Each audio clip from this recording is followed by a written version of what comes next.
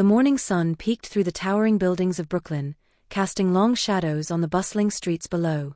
Vendors shouted their prices for fresh produce, the aroma of hot coffee wafted from corner cafes, and the screech of subway trains rumbled in the distance. The city was alive, pulsating with energy and chaos. Margaret Maggie Turner stepped out of her sleek black Range Rover, the polished surface reflecting the sunlight. Her heels clicked confidently against the pavement as she adjusted her designer coat, the latest collection from a high-end boutique in Manhattan. In her hand, she held the newest iPhone 16, its sleek design glimmering with a metallic shine. She raised it to her ear, her voice sharp and authoritative. "Yes, I need those reports on my desk by noon." "No excuses," Maggie instructed firmly, weaving through the crowd with practiced ease. Her tone was crisp, cutting through the noise of the street as she strode toward her favorite cafe for her usual morning latte. On the opposite side of the street, Evelyn Parker sat huddled against the cold brick wall of an old convenience store. Her gray hair was tied back loosely, strands slipping out to frame her worn, lined face. She wore a faded brown coat, its sleeves frayed, and her hands were gloved with mismatched wool. Beside her lay a battered metal cup, and she gently rattled it, coins clinking softly inside. "God bless you, ma'am. A little change, please." Evelyn's voice was raspy but warm, eyes hopeful as she extended her hand toward the passing strangers. Most people walked by without so much as a glance. Some clutched their bags tighter, avoiding eye contact, while others simply hurried along, too consumed by their own lives to notice her. Evelyn's eyes drifted to Maggie as she crossed the street, heels clicking with purpose. Her coat looked impossibly clean, her heels impossibly high, and the phone she clutched gleamed like a piece of jewelry. Evelyn raised her hand slightly, her voice barely above a whisper. "Spare some change, ma'am." Maggie glanced down, her eyes barely registering Evelyn's presence before she turned away with a dismissive flick of her hand, continuing her conversation as if nothing had interrupted her. "No, I don't care if it's delayed. I need that shipment cleared today." "Handle it," Maggie commanded, her tone sharp. She stepped into the cafe, the warmth and aroma of roasted beans enveloping her as the glass door swung shut behind her. Outside, Evelyn watched Maggie disappear, her hand slowly dropping back to her lap. She looked down at the few coins in her cup, fingers trembling slightly from the chill of the morning air. She closed her eyes for a moment, breathing in deeply, whispering to herself, "Maybe tomorrow." The morning passed as usual, the crowd thickening as the hours went by. Maggie finished her latte and stepped back onto the bustling sidewalk, her phone still clutched tightly in her hand. She navigated through the throng of people with practiced ease, eyes fixed on the screen as she read through emails and responded with lightning speed. Suddenly, she stopped. Her hand reached into her coat pocket, feeling for the familiar smooth surface of her iPhone. It wasn't there. Maggie's brow furrowed, and she patted her other pockets, her bag, nothing. Panic flashed across her face as she looked around frantically. "My phone," she exclaimed loudly, turning in circles as if it would somehow appear if she looked hard enough. Passers-by glanced at her curiously, but no one stopped. "Maggie's breathing quickened, her en searching every pocket again, coming up empty." A fruit vendor nearby called out, his voice gruff but certain. "I saw that old woman near you." "The one sitting by the store." "She's always hanging around here." Maggie's eyes shot toward the corner where Evelyn had been sitting just hours earlier. The elderly woman was still there, her hands clasped around the metal cup, eyes cast downward. Maggie didn't hesitate, heels clacking loudly, she marched straight toward Evelyn, her eyes blazing with accusation. "You!"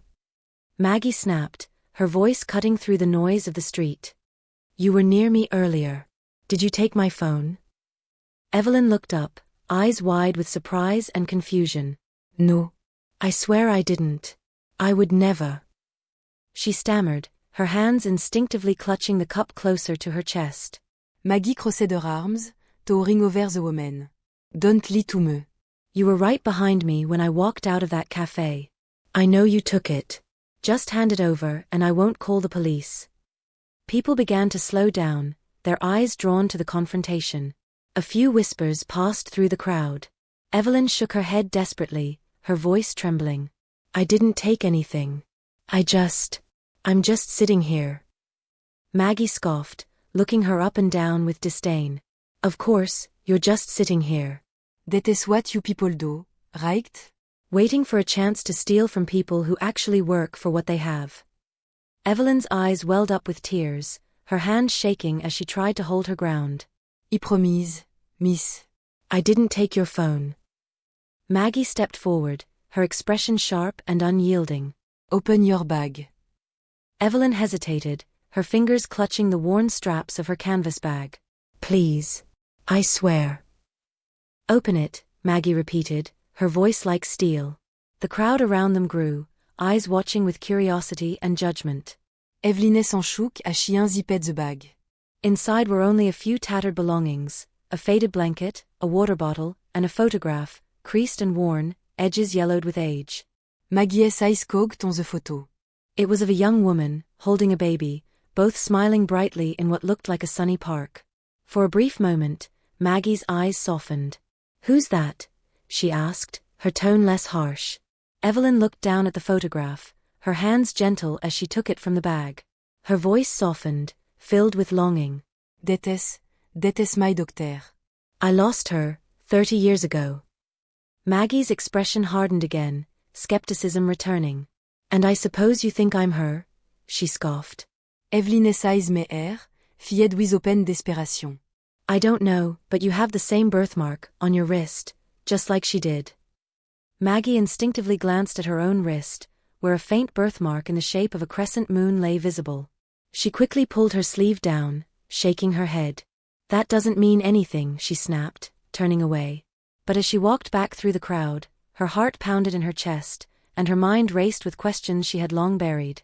Maggie stormed down the bustling street, heels clicking sharply against the pavement. Her mind was swirling with confusion and disbelief. The idea that the old woman, some random homeless person, could be her mother was absurd. Yet, Evelyn's desperate eyes and the photograph lingered in her thoughts, refusing to be shaken off. Maggie stopped abruptly, pulling her coat tighter against the brisk New York wind. She glanced back over her shoulder, half expecting to see Evelyn still sitting there, clutching that battered photo with tears in her eyes. But the crowd had swallowed her up, and Maggie was left standing alone amid the chaos of the city. Her hand instinctively reached for her phone before she remembered it was gone. Frustration boiled up inside her, and she clenched her fists, eyes scanning the street for any sign of it. She cursed under her breath. How could she have been so careless? And why had she wasted so much time arguing with that woman? Just as she was about to step into the street to hail a cab, a voice called out behind her. Miss. Hey, miss. Maggie turned, her eyes narrowing as a middle-aged man jogged up to her, slightly out of breath. He wore a green apron, a name tag that read Jim's Market, and a concerned expression. I saw what happened back there, he panted, hands on his knees as he caught his breath. Maggie raised an eyebrow. And? The man straightened up, brushing his hands off on his apron. That woman. Evelyn. She's been around here for years. Folks around Brooklyn know her. She's harmless, he said. Maggie crossed her arms defensively. And what does that have to do with my phone? Jim scratched his head, glancing back down the street as if checking to make sure Evelyn was out of earshot. Look, I'm not saying she's perfect. She's had a rough life, but she's not a thief. You got the wrong idea about her. Maggie scoffed, rolling her eyes. Are you kidding me? She was right there, practically breathing down my neck. My phone is gone. It's not a coincidence. Jim sighed, his expression softening. I know it looks bad. But Evelyn. She's been here for as long as I can remember, asking people for change, sure, but stealing? That's not her. She's just lost. Lost. Maggie repeated, incredulously. She's a beggar. I don't see how that makes her a saint. Jim's eyes hardened just a bit, but his voice remained steady. She wasn't always like that. Used to work at the post office, had a family and everything. Then her daughter went missing. 30 years ago. She never found her. She lost everything trying to look for that girl. Maggie felt a chill run down her spine, but she forced herself to stay composed. And you believe that story? That I'm her daughter? Look at me. Maggie gestured to her designer coat, polished heels, and immaculate hairstyle. Does it look like I grew up homeless on the streets? Jim shrugged, his eyes unwavering. Stranger things have happened in this city. All I'm saying is, maybe you should hear her out. Maggie took a step back, shaking her head. No. No way. I'm not getting pulled into some sob story. I need my phone back, and I'm not buying this nonsense. Jim watched her for a moment, then sighed. Well, if you change your mind, she's usually around 5th and Grand. It's where she spends most of her time. Maggie didn't respond. She turned on her heel and hailed a cab, slipping into the back seat with a huff. As the car pulled away from the curb, she glanced back one last time. Jim was still standing there, hands in his apron pockets, watching her go with a look she couldn't quite place, pity maybe, or disappointment. As the cab weaved through the traffic, Maggie stared out the window, her fingers drumming impatiently on her lap. Her thoughts were jumbled, racing back to the photograph, the birthmark, and the look of desperation in Evelyn's eyes. It's impossible, she muttered to herself, shaking her head. She's just a crazy old woman. Nothing more. But the thoughts didn't go away. They only grew louder, echoing in her mind as the cab made its way back to her penthouse in Manhattan. When she finally stepped into the glass lobby of her building, the doorman greeted her with a nod. Good afternoon, Mr. Nair. Maggie forced a smile, nodding in return. Afternoon, George. She pressed the elevator button and stepped inside, her reflection staring back at her from every gleaming surface. Her manicured hands, her tailored coat, her flawless makeup, all of it screamed perfection, control, power. But today, she felt none of those things. She felt small, shaken, and strangely vulnerable. As the elevator doors slid open, Maggie stepped into the spacious hallway, heels clicking against the marble floor until she reached the door of her penthouse. She punched in the code and stepped inside, the city skyline stretching out before her through floor-to-ceiling windows. But the view did not bring comfort. She threw her coat onto the leather sofa, flopped onto the chair, and closed her eyes. Images of Evelyn's worn face flashed through her mind, those eyes, filled with sorrow and longing. The photograph, faded but still clear enough to make out the joyful smile of a woman and her child. Maggie opened her eyes and stared down at her wrist. Slowly, she pulled back her sleeve, revealing the faint crescent-shaped birthmark just above her pulse. She traced it with her finger, heart pounding. It's just a coincidence, she whispered, but her voice was unconvincing, even to her own ears. Hours passed, but Maggie couldn't shake the feeling that something was wrong, that there was more to the story than she wanted to admit. Finally, with a deep breath, she grabbed her phone, her spare one, and dialed a familiar number. The phone rang twice before a woman's voice picked up. Hello? Mom, Maggie said, her voice trembling just slightly. I need to ask you something important. There was a pause on the other end of the line before her mother spoke again. Of course, darling. What is it? Maggie took a deep breath. Amy, your biological doctor. The silence that followed was suffocating. Maggie held her breath, waiting, her heart thundering in her chest. When her mother finally responded, her voice was soft, almost whispering. Why would you ask that, Maggie? Maggie's fingers tightened around the phone. Just tell me, she pleaded. The line went silent again, and then, No. You're adopted. The word hit Maggie like a punch to stomach. Her vision blurred, and she sank back into the chair, the phone slipping from her grasp. Everything she had known, everything she believed, was a lie. Maggie sat in silence for what felt like hours, her mind spinning with the weight of her mother's confession. Adopted. She was adopted. The word echoed in her head, relentless and heavy. She thought back to Evelyn's desperate eyes, the worn photograph of a mother and her child, and the birthmark on her own wrist that she'd always thought was just a random quirk of nature. Could it be true? Could Evelyn really be her biological mother? Maggie shook her head, pushing the tucked away. It was impossible. There had to be some mistake, some wild coincidence.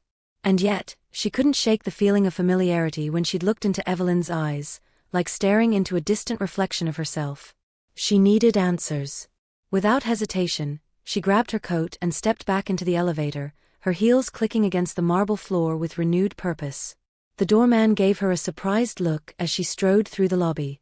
Going out again, Miss Turner? He asked politely.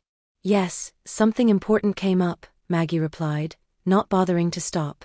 She stepped onto the bustling sidewalk, raising her hand to hail a cab. The city was alive with its usual chaos, honking cars, shouting vendors, hurried footsteps, but Maggie barely noticed.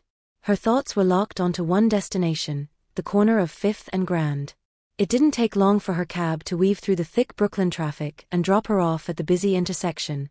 Maggie stepped out, paying the fare without hesitation, her eyes scanning the area for any sign of Evelyn. But the corner where she usually sat was empty, just a worn patch of concrete and a few discarded cups left behind. Maggie sat sank. Had she left? Did she move to another block? She walked up to the nearby fruit vendor, the same one who had pointed Evelyn out before. "Excuse me," she said, voice firm. The old woman, Evelyn. "Do you know where she is?"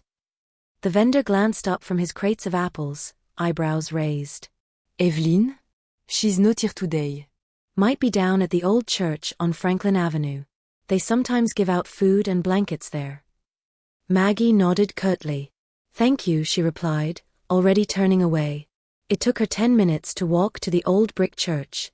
The building was worn but sturdy, its red bricks chipped from decades of harsh winters. A line had formed outside the side entrance, where volunteers handed out sandwiches and cups of hot coffee. Maggie spotted Evelyn right away, sitting on the church steps, a steaming cup cradled in her hands. Her old canvas bag lay beside her, frayed and patched in multiple places. Maggie hesitated, her hands clenching and unclenching as she stood on the sidewalk. Part of her wanted to turn back, to let this whole bizarre chapter close. But something stronger urged her forward.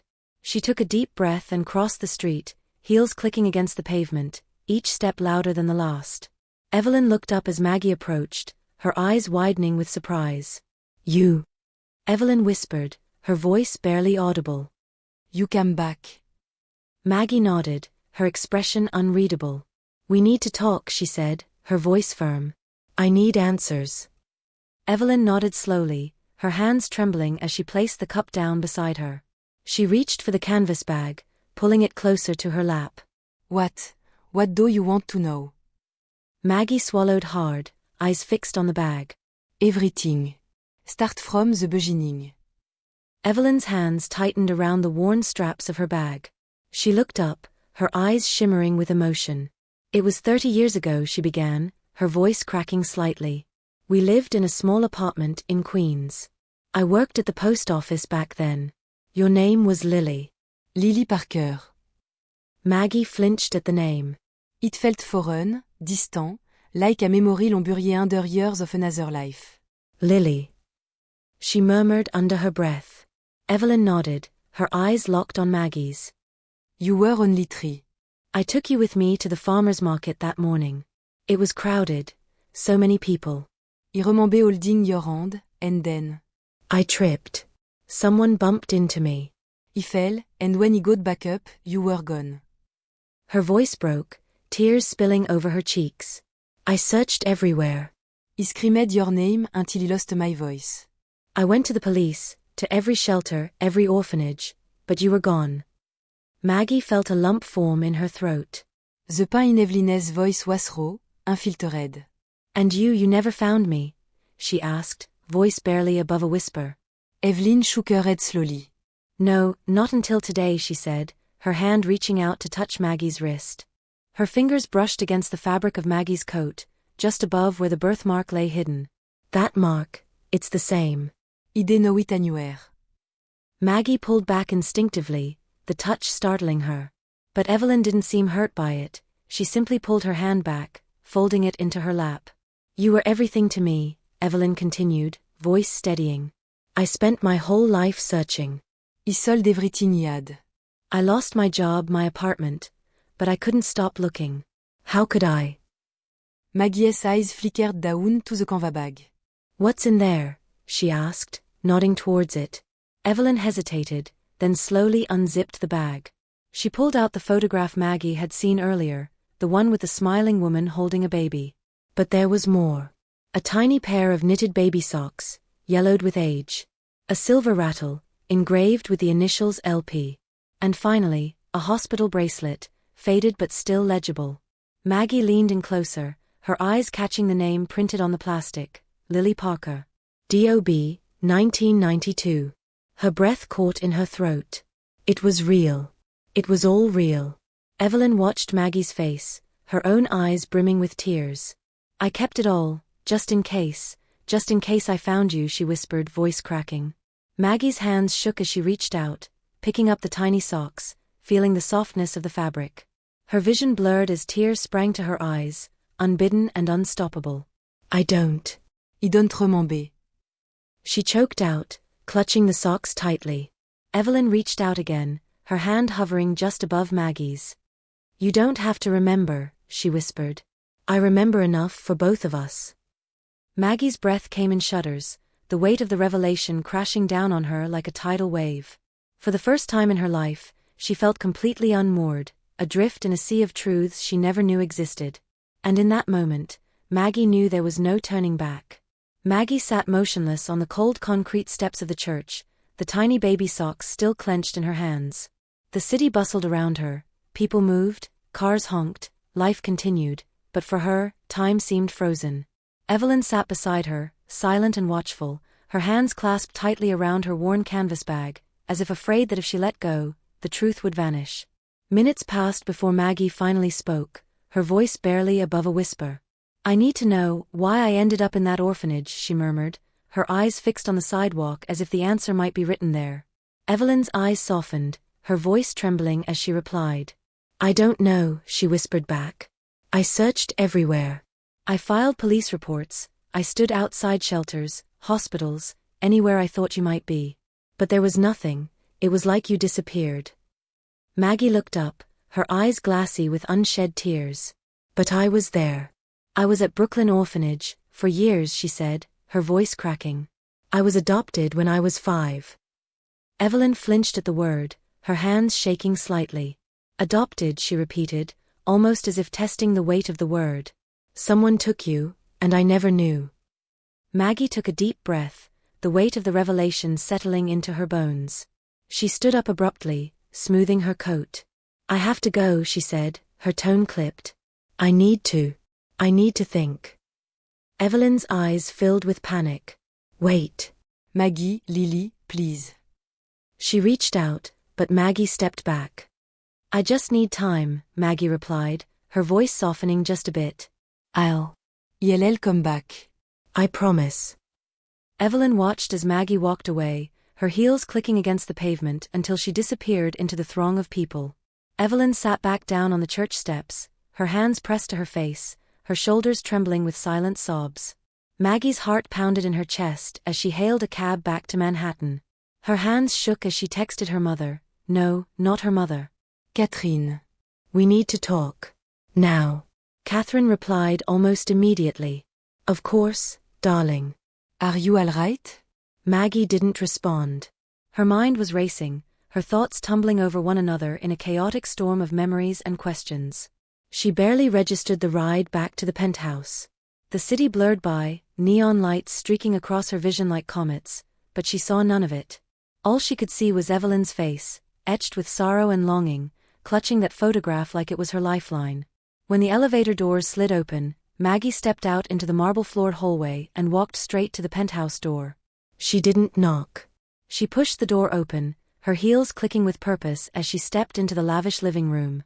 Catherine was waiting, sitting elegantly on the leather sofa, a glass of red wine perched delicately in her hand. Her blonde hair was styled perfectly, her pearl necklace glimmering under the chandelier's light.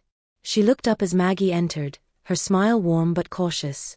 "Maggie, darling," she began, setting the glass down. "You sounded urgent." What is wrong? Maggie didn't sit. She stood across from her mother, arms crossed tightly over her chest.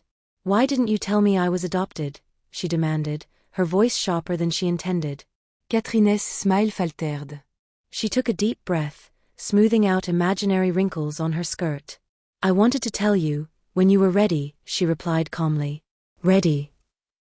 Maggie's voice rose, disbelief etched across her face. "I'm 30 years old. When did you think I'd be ready?" Catherine's eyes flickered with a mixture of guilt and defensiveness. "It was complicated. You were so young when you came to us. We didn't want you to feel different. We wanted you to feel like you belonged." Maggie's hands clenched at her sides. "But I didn't belong. I grew up thinking I was yours. Thinking I was part of this family." Her voice cracked slightly, and she quickly swallowed back the emotion. All this time, you lied to me. Catherine stood up slowly, smoothing her skirt. We gave you a good life, Maggie. A life that girl on the street could never have given you. Maggie flinched at the venom in her mother's tone. Her name is Evelyn, she said firmly. And she's my mother. Catherine's eyes narrowed, her posture straightening with icy precision. That woman is a stranger, she said, her voice low and cutting. You don't owe her anything. She lost you, Maggie. We found you. We raised you. You belong here. Maggie shook her head, disbelief and anger twisting inside her. You don't get to decide that, she replied, her voice steady. You don't get to erase her from my life just because it's inconvenient for you. Catherine's eyes blazed. Everything you have, everything you are, is because of us. That woman has nothing to offer you. She's a male. She's a beggar on the street. And she's my mother. Maggie shouted, her voice echoing off the high ceilings. Silence fell over the room, thick and suffocating. Catherine stood still, her hands clenched tightly at her sides, her eyes icy and unyielding. Finally she spoke, her voice soft but sharp as a knife. If you choose her, she said, her words deliberate, then you walk away from all of this. From us. From the life we gave you. Maggie stared at her, disbelief and hurt painted across her face. You would really do that? She whispered. You'd throw me away just like that. Catherine didn't blink. I'm not throwing you away. I'm giving you a choice. This family or her. Maggie's chest tightened. Her mind spun with confusion and betrayal, but beneath it all, there was a flicker of clarity. She straightened her back, lifted her chin, and met Catherine's gaze head-on. I choose the truth, she said firmly. And if she's my mother, I'm going to find out. Catherine's eyes hardened, her expression cold and unyielding. Then you're no longer welcome here, she replied, her voice like ice. Maggie didn't flinch. She turned on her heel, heels clicking with purpose, and walked toward the door. She paused, hand on the doorknob, and looked back one last time. I'm going to find out the truth, she repeated, her voice steady. And if you lied to me, you'll never forgive you. Without another word, Maggie stepped out into the hallway, the door slamming shut behind her. She stood there for a moment, heart pounding, breath shaking. For the first time in her life, the world felt terrifyingly uncertain. But beneath that fear, there was something else. Hope. Maggie took a deep breath, wiped her eyes, and stepped into the elevator. She knew exactly where she was going next. The rain began to fall as Maggie stepped out of the apartment building, droplets tapping rhythmically against the pavement.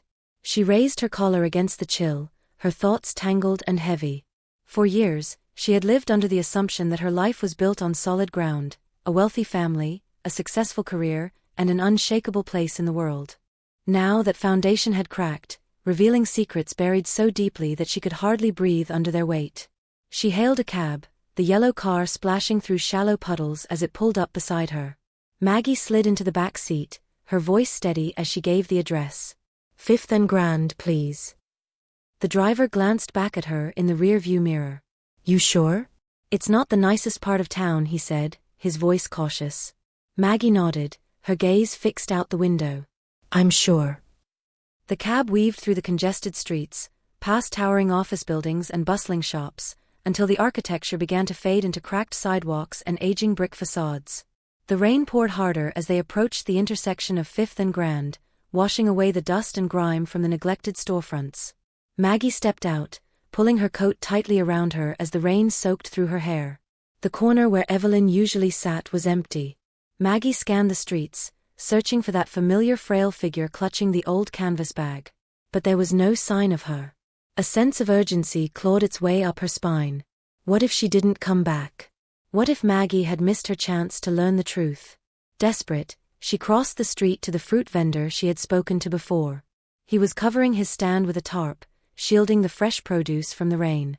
Excuse me, Maggie called out, her heels splashing through puddles as she approached. Do you know where Evelyn is? I need to find her. The man looked up, water dripping from the brim of his cap. Recognition flickered in his eyes. That old lady?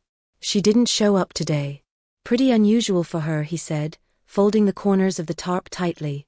Maggie's heart dropped. Do you know where she might be? The vendor scratched his chin thoughtfully. There's a soup kitchen she goes to sometimes, over on Carlton Avenue.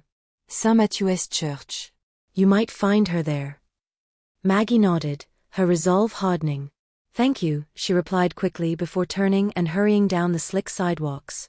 St. Matthew's Church loomed in the distance, its stone walls weathered by time and its steeple stretching up toward the gray sky. The rain softened to a drizzle as Maggie climbed the steps, pushing open the heavy wooden doors. Warmth and the smell of fresh bread washed over her. A few people were scattered across the long wooden benches, sipping from steaming cups of coffee and chatting quietly. Volunteers bustled behind a counter, ladling soup into bowls and handing out bread with warm smiles. Maggie scanned the room, her eyes searching every face. Finally, in the far corner, she spotted Evelyn, hunched over a bowl of soup, her canvas bag clutched tightly beside her. Relief flooded through Maggie, and she moved swiftly across the room. Evelyn, she called gently, her voice softening. Evelyn looked up, her eyes widening with surprise. Maggie, you came back, she whispered, disbelief and joy flickering across her face. Maggie took the seat across from her, hands clasped tightly in her lap. I said I would, she replied simply. I need answers, and I need the truth. Evelyn nodded slowly, her hands trembling slightly as she set her spoon down.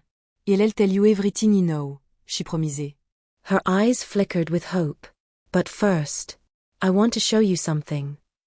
She reached for her canvas bag, the fabric worn thin in places, the seams stretched from years of use. Her hands fumbled slightly as she opened it, pulling out a small, crumpled envelope. She slid it across the table to Maggie. I've kept this for 30 years, just in case, Evelyn said, her voice shaking.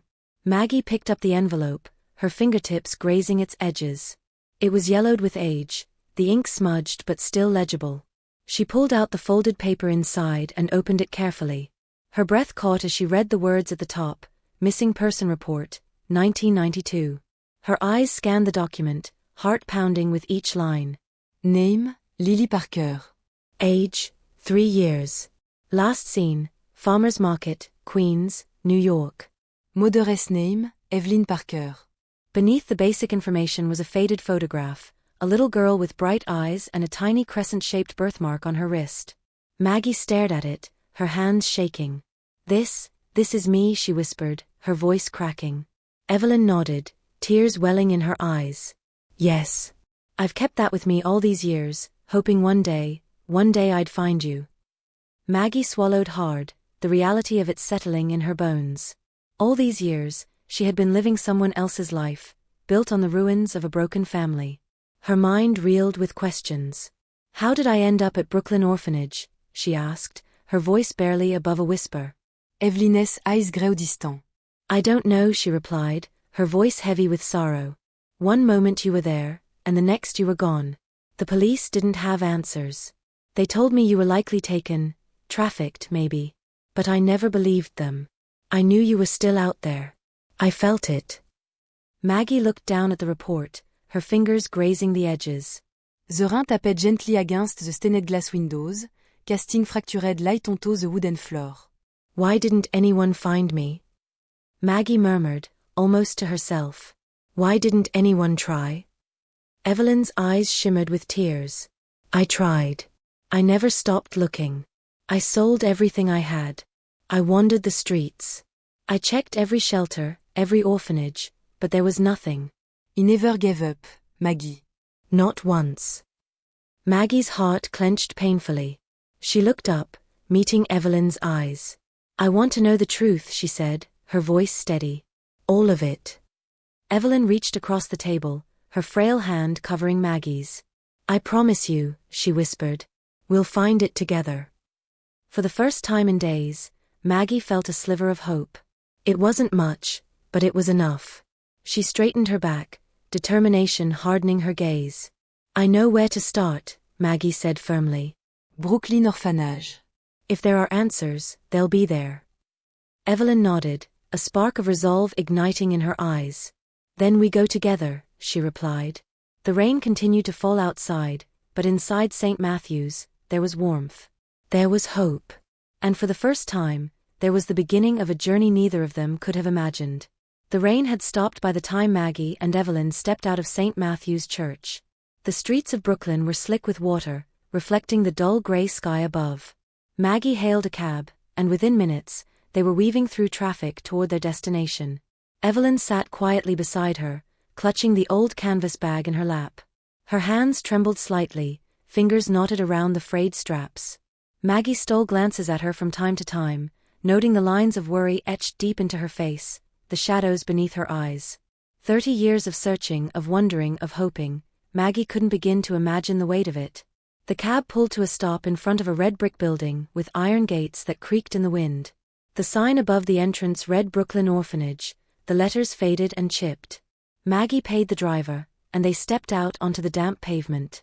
She hesitated, looking up at the towering building that had once been her home, the place she remembered only in fragmented images, cold hallways, shared bunks, the distant echo of children's laughter. "You remember this place?"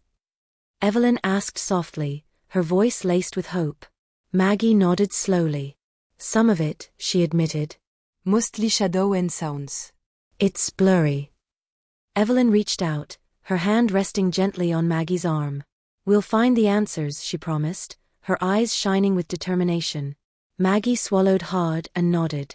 They walked up the stone steps together, each one creaking under their weight. Maggie pushed open the heavy double doors, and they entered the dimly lit lobby. The walls were lined with photographs of children, some smiling, some solemn, frozen in time. A receptionist sat behind a desk cluttered with paperwork, her glasses perched at the edge of her nose. She looked up, eyebrows raised. "Can I help you?" Maggie stepped forward, her voice steady. "I'm looking for information." "I grew up here. I was adopted in 1995. The receptioniste tilted her head, her fingers posing over the keyboard. "You grew up here?" she asked, her eyes scanning Maggie up and down. "What is your name?" "Margaret Turner," Maggie replied quickly. "But I think my name is to be Lily Parker." The woman's expression shifted slightly, her eyes narrowing. "Lily Parker. I've been here a long time, and that name doesn't ring a bell," she replied, her voice flat. Evelyn stepped forward, her hands clasped tightly. "Please," she whispered, her voice cracking. "I lost her when she was 3. I've been looking for her ever since." The receptionist's gaze softened just a little, and she sighed, pushing back her chair. "I'll check the archives," she said, gesturing for them to sit. "It might take a while. We've moved files around a lot over the years." Maggie and Evelyn sat on the wooden bench against the wall, the silence stretching between them. Maggie stared at the photographs on the wall, children of all ages, caught in candid moments of joy and sorrow. She wondered how many of them had stories like hers, stories lost in the shuffle of paperwork and time. After nearly half an hour, the receptionist reappeared, holding a thick manila folder in her hands. She walked over, her heels clicking against the linoleum floor, and handed it to Maggie. "This is everything we have," she said. "You'll have to look through it yourself, but it's all there." Maggie took the folder, her hands shaking slightly. "Thank you," she murmured. Evelyn leaned in, her eyes wide with anticipation. "Open it," she whispered. Maggie hesitated for a brief moment before she flipped open the folder. Inside were stacks of documents, birth records, intake forms, old photographs yellowed with age. Her eyes scanned the pages, hands flipping through each one carefully. And then there it was. Child's name, Lily Parker. Date of birth, March 15, 1992. Admitted to Brooklyn Orphanage, June 3, 1995. Evelyn gasped, her hand covering her mouth.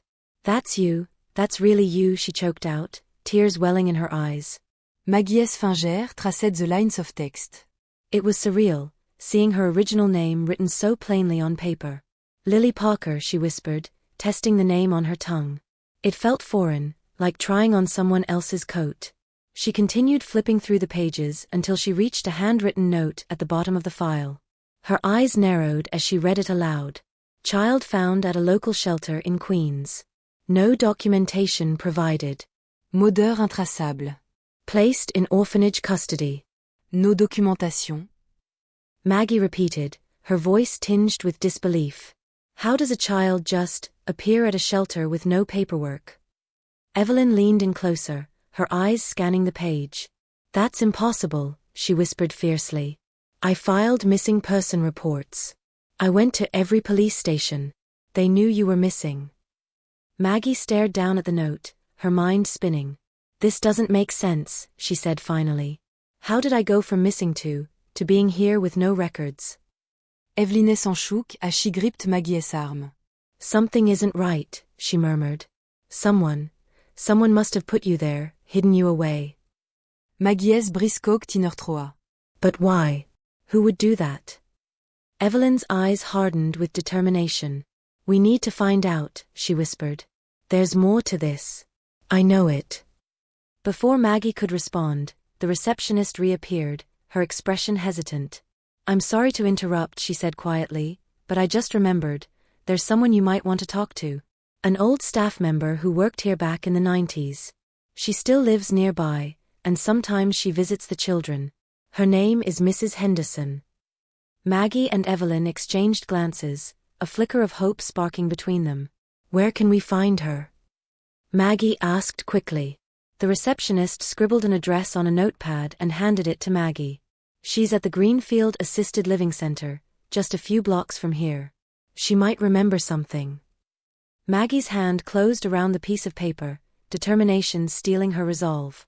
Thank you, she said firmly, turning to Evelyn. Are you ready? Evelyn nodded, her eyes shining with newfound hope. I've been ready for 30 years, she replied softly. Together, they stepped out of the orphanage, the damp wind sweeping across their faces as they walked toward the next step in their journey, a step closer to the truth that had been buried for far too long.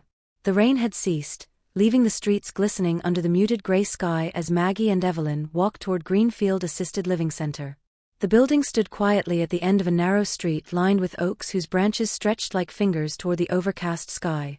The entrance was modest, brick walls with ivy creeping up the sides, white wooden trim framing the windows, and a sign that read Greenfield, a place to call home. Maggie pushed open the glass doors, and they stepped into a lobby scented with lavender and aged wood. A receptionist greeted them with a gentle smile. Good afternoon. How can I help you? She asked, her voice soft and pleasant. Maggie stepped forward. We're here to see Mrs. Henderson. I was told she used to work at Brooklyn Orphanage. The receptionist's smile widened with recognition. Oh, Mrs. Henderson, yes, she's here. She loves visitors, she replied warmly. She's in the reading room right now. Down the hall to your left. Maggie and Evelyn exchanged glances, a flicker of anticipation sparking between them. Thank you, Maggie said, and they made their way down the corridor, the polished wooden floors creaking softly beneath their steps. The reading room was bright and cozy, filled with sunlight streaming through large bay windows. Bookshelves lined the walls, and comfortable armchairs were scattered throughout the room. By the window, an elderly woman sat in a floral armchair, her silver hair pinned back neatly, a knitted shawl draped across her shoulders. A hardcover book rested in her lap, and she was peering out the window as if watching the world pass by. Maggie cleared her throat gently. Mrs. Henderson? She asked. The woman turned, her pale blue eyes lighting up with curiosity. Yes? Do I know you? She asked, setting her book aside.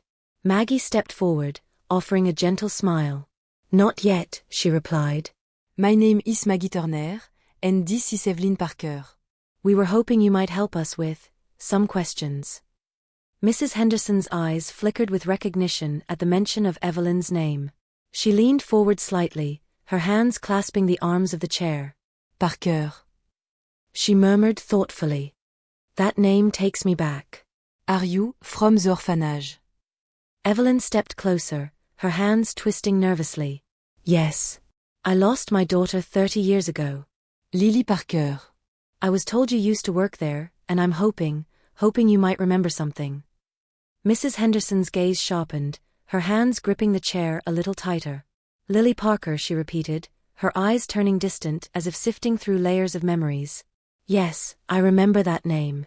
She came to us, unexpectedly. Maggie's heart thudded in her chest. Unexpectedly, she pressed. The old woman nodded slowly, her gaze dropping to her hands. Most of the children that came through Brooklyn Orphanage had paperwork, records, something, but not her. She was brought in late one night. I remember because it was raining, just like today.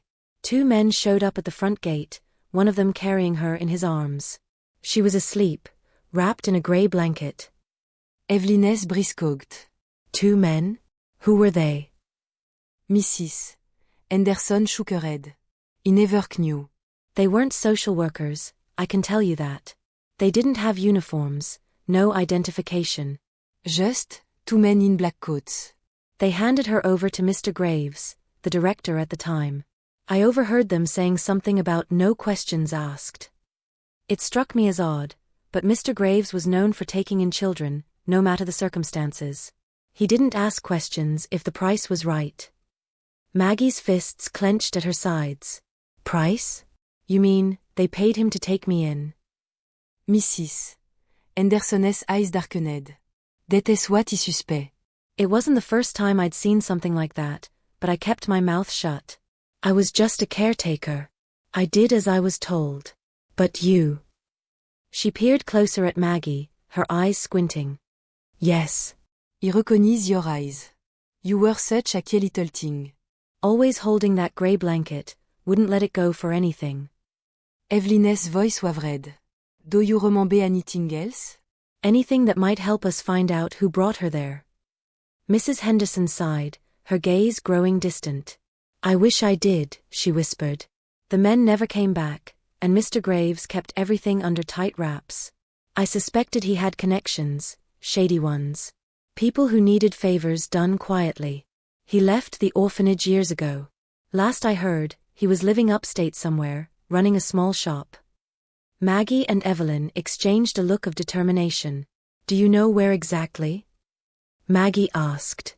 Mrs. Henderson frowned, tapping her fingers on the armrest as she tried to recall. It was Ithaca, I believe. A small town. He used to brag about it, called it his retirement plan. If he's still alive, he'd be there. Maggie straightened, her eyes flashing with purpose.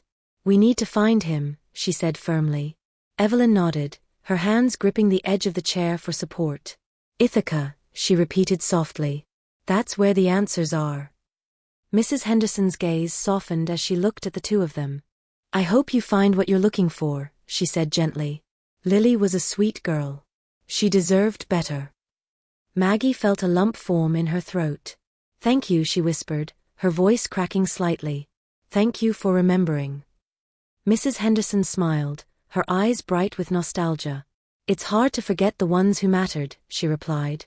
Maggie and Evelyn stood, shaking the old woman's hand warmly before making their way back down the quiet hallway of Greenfield. Outside, the clouds had begun to part, casting thin slivers of sunlight across the damp pavement. Maggie took a deep breath, the air cool and crisp against her skin. Are you ready for this? She asked, turning to Evelyn. Evelyn straightened her back, eyes glimmering with resolve. I've waited 30 years, she said firmly. I'm more than ready. Maggie nodded, determination hardening her features. Then we go to Ithaca, she declared. We find Mr. Graves, and we get the truth. Hand in hand, they stepped onto the sidewalk, the city stretching out before them. The path ahead was uncertain, fraught with questions and secrets buried long ago, but for the first time, Maggie felt she was moving toward the light, toward the truth that had been hidden for far too long. The highway stretched endlessly before them, winding through fields of bare trees and rolling hills, their branches stark against the winter sky. Maggie's hands gripped the steering wheel firmly, eyes locked on the road. Beside her, Evelyn sat quietly, her gaze fixed out the window, eyes tracing the horizon as if searching for answers buried deep within the landscape. The GPS on the dashboard displayed the estimated time to Ithaca, 3 hours. The small town was tucked away in upstate New York, far from the chaos of Brooklyn. It was the kind of place people went to disappear, or hide. Maggie couldn't shake the thought as they sped past mile after mile of snow-dusted scenery. Are you sure about this? Maggie finally asked, breaking the silence that had settled thickly between them. Her voice was softer than usual, almost hesitant. Evelyn turned away from the window, her eyes meeting Maggie's with a spark of determination. I've been searching for you for 30 years, she replied firmly. If this Mr. Graves has answers, I want them. I need them. Maggie nodded, her grip on the wheel tightening. Me too, she admitted, her eyes hardening with resolve. I need to know how I ended up in that orphanage. Why you didn't know. Why no one found me? Evelyn's hands twisted in her lap, her gaze dropping. I tried, she murmured. I searched everywhere. I put up posters, I spoke to the police, but they said there were no leads. Just nothing. Maggie's jaw clenched. She had always assumed her life had begun at the orphanage, no history, no family. Now the cracks in that story were growing wider, revealing secrets long buried. She wouldn't stop until she unearthed every single one of them. They drove on in silence, the scenery changing from cityscape to countryside, the roads narrowing as they climbed higher into the mountains. By the time they reached the edge of Ithaca, the sun was dipping low on the horizon, casting long shadows across the quiet streets. Ithaca was a world away from the hustle and noise of Brooklyn. The buildings were older, their facades worn but well kept, with narrow streets winding between them. Maggie pulled up to a small cafe, its windows fogged from the warmth inside. We should ask around, she suggested, killing the engine. Evelyn nodded, unbuckling her seatbelt with trembling hands. Let's find him, she replied, her voice thick with determination. They stepped into the café, the bell above the door chiming softly. The smell of freshly brewed coffee and cinnamon rolls greeted them warmly. A few patrons sat scattered around the room, their heads bowed over steaming mugs and newspapers. Maggie approached the counter, where a young barista looked up with a polite smile. Can I help you? Maggie leaned forward slightly, lowering her voice. We're looking for someone. His name is Charles Graves. I was told he moved up here a while ago. Do you know him? The barista paused, tapping her chin thoughtfully. Graves, yeah, I think so. He runs that old antique shop down on Main Street. It's called Graves Antiques and Collectibles. Kind of a quiet guy, keeps to himself mostly. Maggie and Evelyn exchanged glances. Thank you, Maggie said, sliding a few bills across the counter. The barista nodded, slipping the money into the register. Good luck, she added with a smile. He's not much of a talker, but maybe you'll catch him on a good day. Maggie and Evelyn stepped back out into the cold, the sky now painted with streaks of orange and violet. Main Street was just a few blocks away, and the walk was brisk, their breath puffing out in small clouds as they moved with purpose. Graves Antiques and Collectibles stood at the end of a narrow alley, its windows cluttered with aged clocks, porcelain dolls, and dusty books. The sign above the door hung crookedly, the paint chipped and faded. Maggie paused outside, glancing at Evelyn. This is it, she whispered. Evelyn's eyes narrowed, her jaw setting with resolve. Let's find out the truth, she replied. Maggie pushed the door open, and a small bell jingled overhead. The smell of dust and old wood filled the room, mingling with the faint scent of leather and mothballs. The shop was cluttered with artifacts from decades past, lamps with stained glass shades, grandfather clocks that ticked ominously in the corners, and shelves lined with faded photographs. A figure appeared from behind a dusty counter, his back hunched, hands gnarled with age. His hair was white, combed neatly back, and he wore a pair of thick glasses perched on the bridge of his nose. He looked up as they entered, his eyes narrowing slightly. Can I help you? He asked, his voice gravelly with age. Maggie stepped forward, her gaze steady. Are you Charles Grave? The old man's eyes flickered with recognition, but he masked it quickly, his expression hardening. I am. And who are you? Evelyn stepped up beside Maggie, her voice trembling but strong. You know who I am, she said, her eyes never leaving his. And you know who she is. Graves' expression didn't falter, but his hand gripped the edge of the counter just a bit tighter. I'm afraid you're mistaken, he replied calmly. I don't know you. Maggie's eyes blazed with determination. You were the director at Brooklyn Orphanage, she said, her voice steady. You took me in 30 years ago. You accepted me without documentation. 2 men dropped me off, remember? A flicker of something, fear perhaps, flashed across Graves' face before he regained his composure. I ran an orphanage, he admitted. Lots of children came through there. You expect me to remember every one of them? Maggie leaned forward, her voice lowering to a whisper. I think you remember the ones that came with a price, she hissed. The ones that weren't supposed to be there. The color drained slightly from Graves' face, but he didn't move. His eyes darted from Maggie to Evelyn, and back again. You should leave, he said quietly. I don't know what you're talking about. Evelyn stepped forward, her eyes glistening with tears. Please, she begged, her voice breaking. She's my doctor. I lost her 30 years ago. I need to know what happened. Fort un moment, juste à brief flicker, sympathique recette grave face. But it vanished just as quickly, replaced with a steely glare. I can't help you, he replied, his voice firm. Now if you don't leave, I'll call the police. Maggie's fists clenched at her sides, but Evelyn reached out, her hand squeezing Maggie's arm. It's okay, she whispered. We'll find another way. Maggie hesitated, her eyes still locked on Graves. But finally, she stepped back, nodding slowly. We'll be back, she promised, her voice laced with determination. Graves didn't respond, his eyes cold and unyielding. But as Maggie and Evelyn stepped back into the frigid evening air, Maggie knew one thing for certain: Charles Graves was hiding something. And she was going to find out what it was. The air outside Graves' Antiques and Collectibles was crisp and sharp, biting at Maggie's cheeks as she and Evelyn stepped back onto the narrow sidewalk. The sky had darkened to a deep shade of indigo, and streetlights flickered to life, casting long shadows across the cobblestone path. Maggie's hands were still clenched at her sides, her mind racing with possibilities. Evelyn tugged gently at Maggie's sleeve. He knows something, she whispered, her voice shaking with both anger and hope. I saw it in his eyes. Maggie nodded, her gaze fixed on the antique shop's dimly lit windows. He's hiding something, she replied, her voice firm.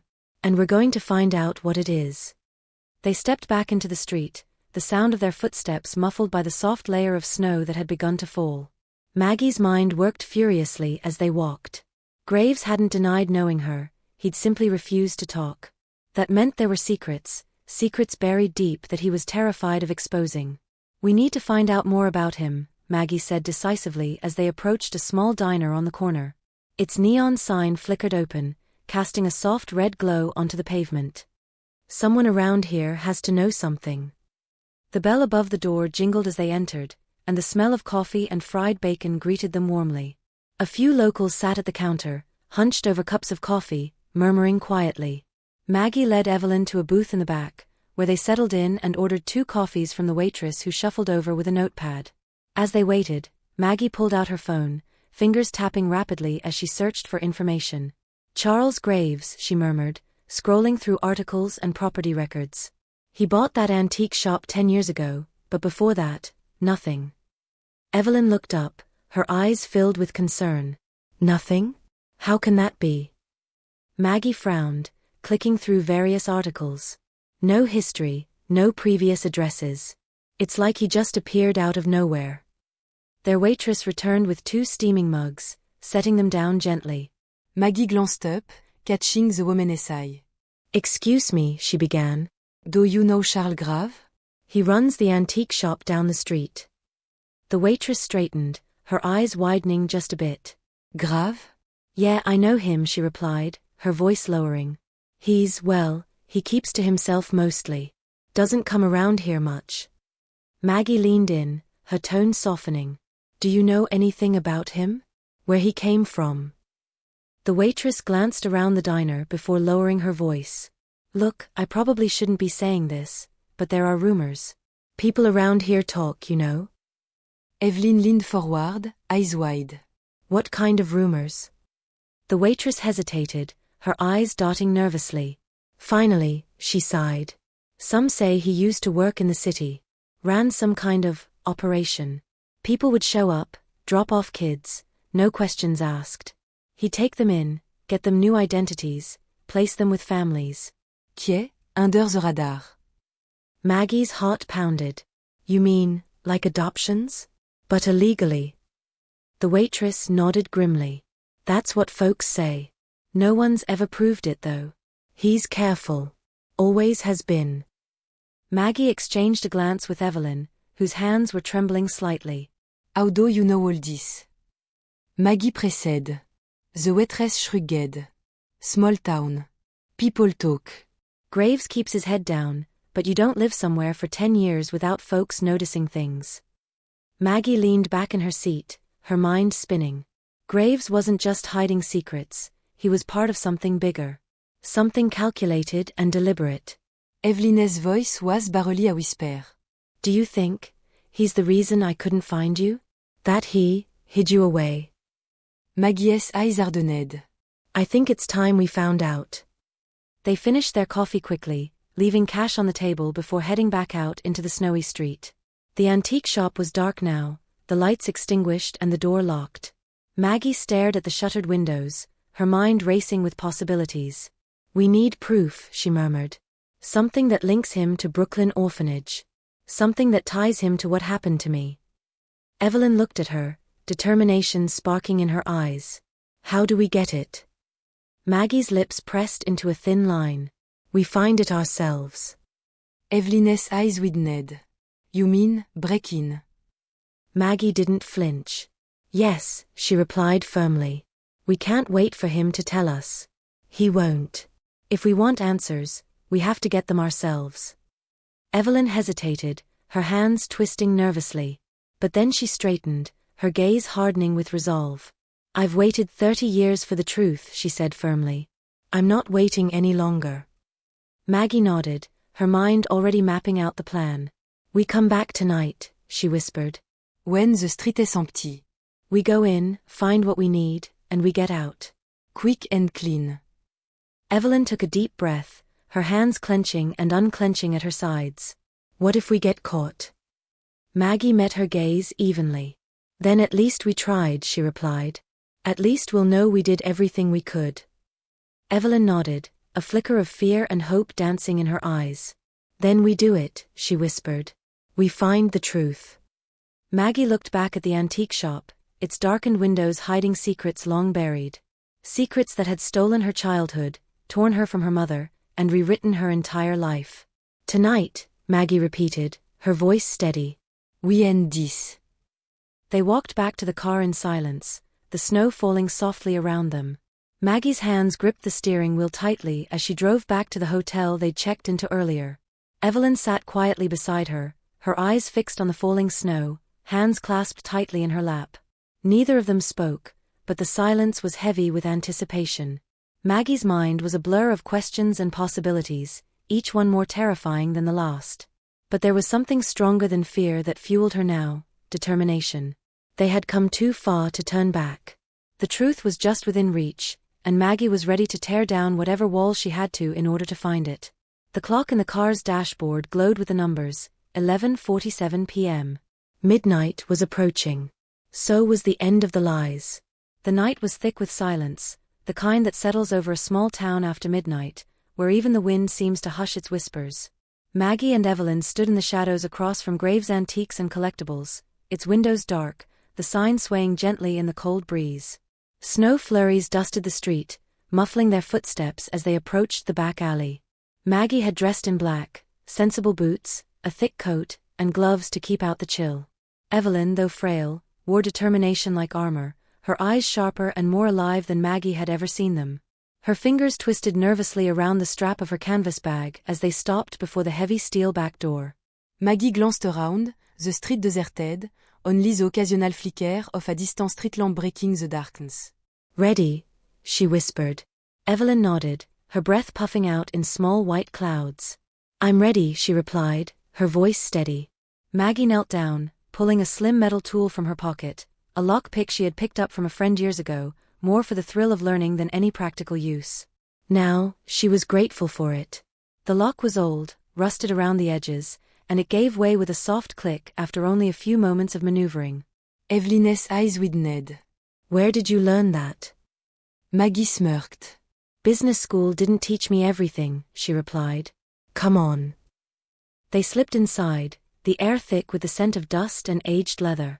Maggie flicked on a small flashlight, its beam cutting through the darkness. Shelves upon shelves of antiques loomed around them, porcelain dolls with glassy eyes, stacks of faded books, clocks frozen in time. Maggie ignored them, her focus on the narrow hallway that stretched toward the back of the shop. His office has to be back there, she whispered, leading the way. Evelyn followed closely, her footsteps light and measured. They reached a heavy oak door at the end of the hallway. A brass plaque read Charles Grave, proprietor. Maggie tried the handle, it was locked. She knelt down again, flashlight clutched in her teeth as she worked the lock. This one was newer, more stubborn, but Maggie's hands were steady. A soft click rewarded her effort, and she pushed the door open gently. The room was dark, lit only by moonlight filtering through thick blinds. Maggie stepped inside, sweeping the flashlight over the walls. Filing cabinets lined the far side, their drawers labeled with dates and numbers. A massive wooden desk stood at the center, polished and orderly, with a single green-shaded lamp casting eerie shadows across its surface. Maggie moved to the filing cabinets first, tugging on the handles. Locked. Of course. She turned to Evelyn. Look around, see if you can find any keys. Evelyn nodded, moving toward the desk, her hand shaking slightly as she pulled open drawers. Old papers, pens, a ledger. Nothing useful. Maggie knelt by the filing cabinet, prying at the metal until she heard the soft snap of the lock giving way. She pulled the drawer open, the metallic scrape loud in the silence. Inside were stacks of files, yellowed with age. Maggie flipped through them quickly, her fingers brushing over names and dates.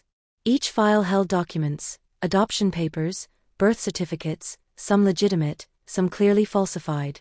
She stopped at a folder marked 1992 to 1995, her breath catching in her throat. Evelyn, she whispered. Over here. Evelyn hurried over, her eyes wide. Maggie pulled the folder from the cabinet and opened it on the floor. Pages spilled out, names, dates, photographs. Maggie's hands shook as she flipped through them, stopping suddenly at a familiar face. Herself, no more than 3 years old, standing in front of a bleak orphanage wall.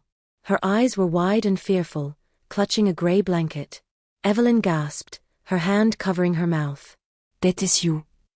She whispered, voice cracking. That's my Lily. Maggie's fingers grazed the photograph, her mind reeling.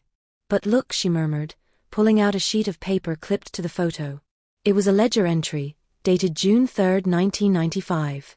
Her name was scrawled next to a transaction amount. Paid in full. No questions asked. Evelyn's eyes filled with tears.